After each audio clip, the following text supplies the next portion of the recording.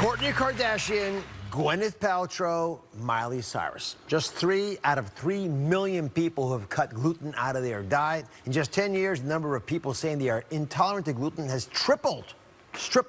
Today, the secret reason behind the rise of gluten sensitivity and a simple 3-step plan you can start today to get gluten back into your diet. Dr. Susan Blum used to be gluten sensitive, and she ate gluten-free, but she's found a way to eat it in moderation. She's helped her patients do the same thing to go back to gluten, and you say you can help our viewers as well. Absolutely. So this issue about gluten intolerance, I mean, when it triples, I start to think, well, not everyone's really gluten intolerant. So how real is this, or is it just folks jumping on the bandwagon? This is a real thing.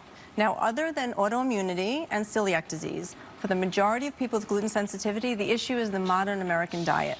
We are eating enormous amounts of wheat every day and gluten. People have toast for breakfast, they have sandwiches for lunch, they have muffins during the day, and they have, rolls and pasta every night for dinner.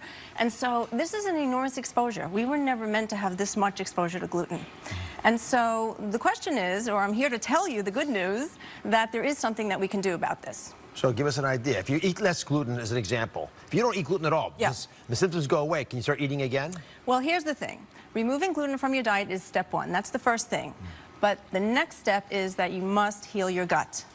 So you eat gluten now? I do, but I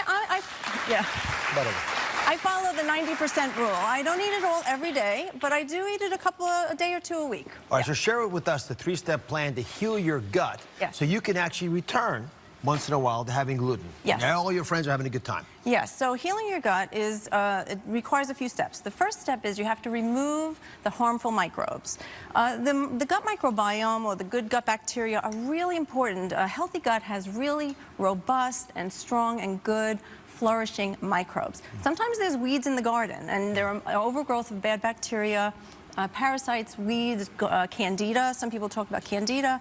I call them weeds in the garden. Oregano, it's really nice for helping remove those weeds. It's an herbal antibacterial. Now, we have a tea form here, but I know in your practice you'll often use pills. Yes, exactly. But the tea is sort of nice because in some ways you're giving your gut a tonic of a constantly sort of helping to prune the garden, right? It tastes healthy. It tastes healthy, but I do use oregano capsules, in my practice to give people an extra boost to clean out those microbes. My favorite home remedy, it seems, at this point, apple cider vinegar. So many of you are writing in saying that you have benefits. Explain why you use it in folks who have gluten intolerance. Yes, so for a couple of reasons.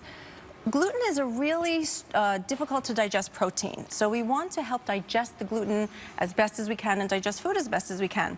Apple cider vinegar is known to sort of enhance your own body's capacity for digesting food. So it'll help you break down that gluten particle a little stronger. The other thing is that apple cider vinegar has some prebiotic function as well. So it helps you grow that in a garden. You're going to feed those beautiful, healthy microbes in your gut, which ultimately strengthen the intestinal lining, which ultimately reduces food sensitivities. So it makes the engine run smoother. Yeah, we're tuning up the engine here so that people can eat the foods that they haven't been able to tolerate previously. In addition to changing the bacteria that are currently there, you also want to add different bacteria, the probiotics. Yes, and so I love probiotics are influencers. They improve the whole ecosystem of the gut. We have to think of the gut as an ecosystem, not just a quick fix, I guess is the best way to think about that. So the probiotics come in and they help strengthen the intestinal lining, they help prevent you from getting overgrowth of bad microbes, and they help support the good microbes. So food is always best, right? We love food. Because you can eat them all the time. And you eat them all the time. And actually, in most cultures around the world, they have fermented foods in there, and they eat them every day. And so we don't do that in our modern American diet. The pickled foods we do, but we don't, the sauerkraut,